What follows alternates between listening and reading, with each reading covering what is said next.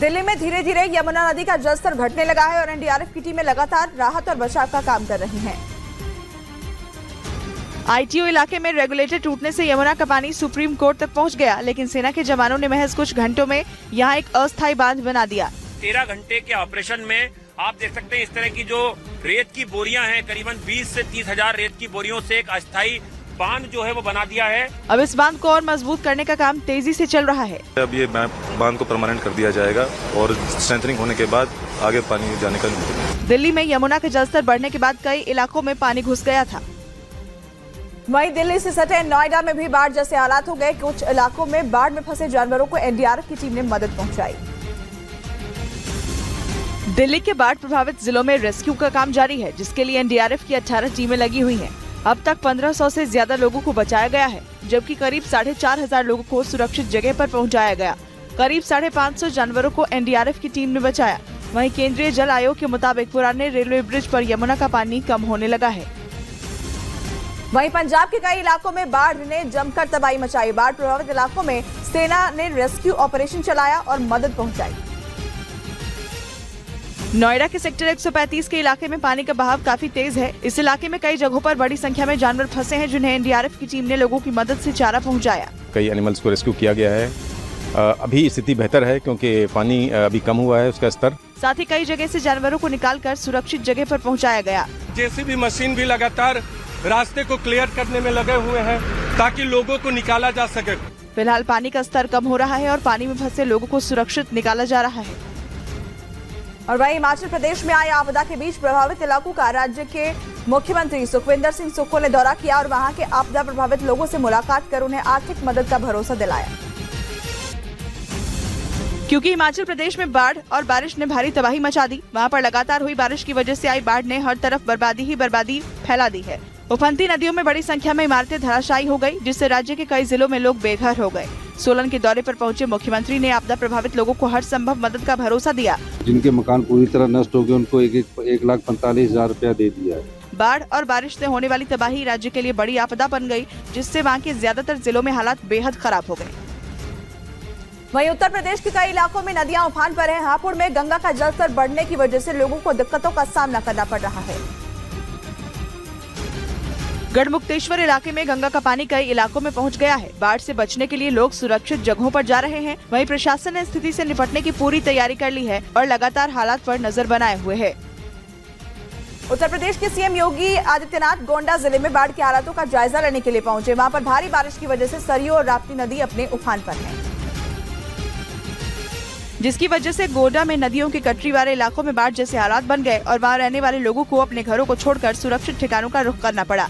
इस बीच बाढ़ के हालातों का जायजा लेने के लिए पहुंचे मुख्यमंत्री योगी आदित्यनाथ ने संबंधित विभाग के अधिकारियों के साथ ही वहां के विधायकों के साथ बैठक की।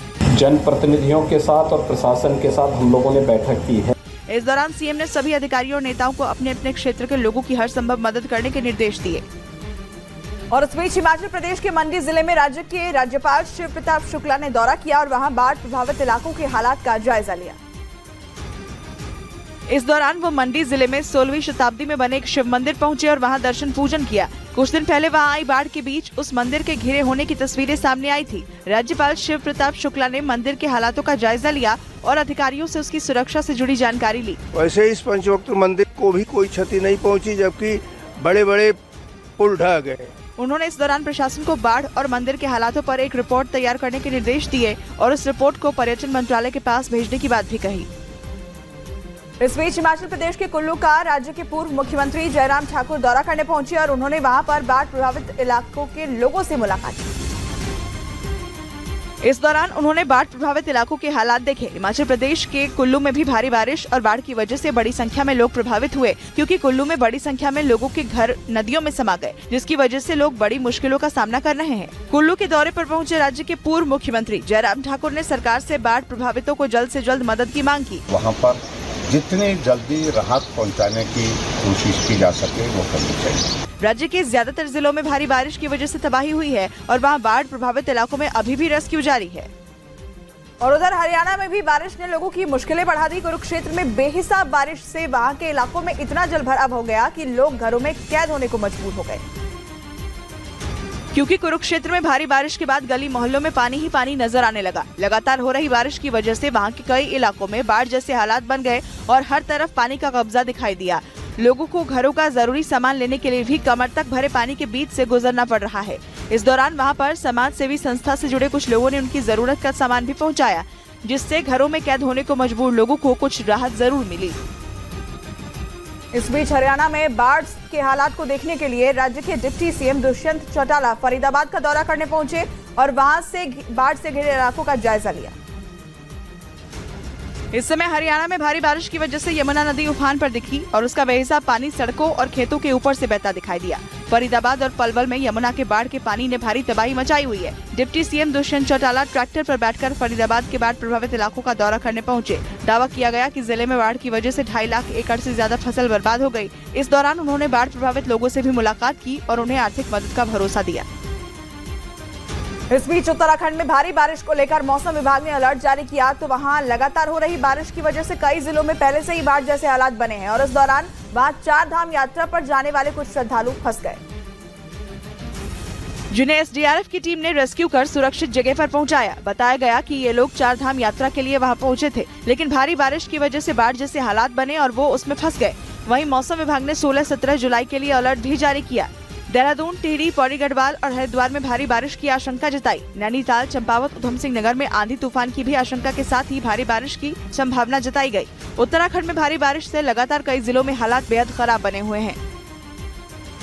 उत्तराखंड में लगातार हो रही बारिश वहां के लोगों के लिए काल साबित होने लगी। नैनीताल के रामनगर में सबसे ज्यादा खराब हालात नजर आए, जिसकी वजह से रामनगर और काशीपुर की सीमा पर बसा गांव पूरी तरह से जलमग्न हो गया और वहां पर खेत बाढ़ के पानी में डूब गए। यहां तक कि रिहायशी इलाके पूरी तरह से बारिश के पानी से घिरे नजर आए। हर तरफ पानी ने कब्जा जमा लिया। लोगों के घरों के अंदर भी पानी पहुंच गया, जिससे लोगों की मुश्किलें काफी बढ़ गई। हमारे घरों के अंदर पानी घुस गया, हमको इतनी दिक्कत हो रही है यहाँ से जाने में। लोगों को घुटनों तक भरे पानी के बीच से गुजरता देखा गया। पूरे इलाके में जिस तरह से जलभराव नजर आया, उससे ऐसा लगा मानो वो इलाका किसी टापू पर बसा हो। और उधर बिहार के अररिया जिले में भी भारी बारिश ने तबाही मचा दी और वहां के कई इलाके बारिश के पानी में पूरी तरीके से डूबे हुए नजर आए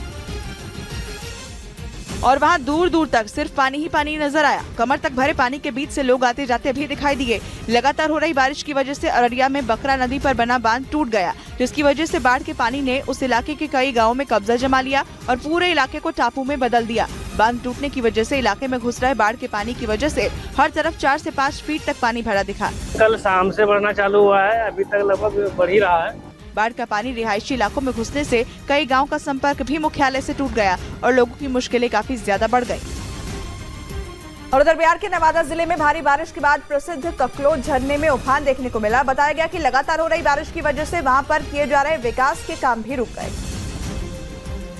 क्योंकि भारी बारिश के बाद उस झरने में बेहिसाब पानी आ गया और वहां पर काम कर रहे मजदूरों को अपनी जान बचाकर भागना पड़ा, जिसका एक वीडियो भी सामने आया, जिसमें अचानक उफनाए झरने के पानी में वहां पर विकास कार्यों में काम कर रहे कई मजदूर फंस गए, जिन्हें उनके साथियों ने किसी तरह बाहर निकाला। गनीमत ये रही कि इस हादसे में किसी की जान नहीं गई। प्रशासन ने झरने का पानी अचानक बढ़ने के बाद वहां पर सभी कामों पर रोक लगा दी। बताया गया कि ककलोत झरना के आसपास के इलाके में पर्यटन विभाग विकास कार्य करा रहा था।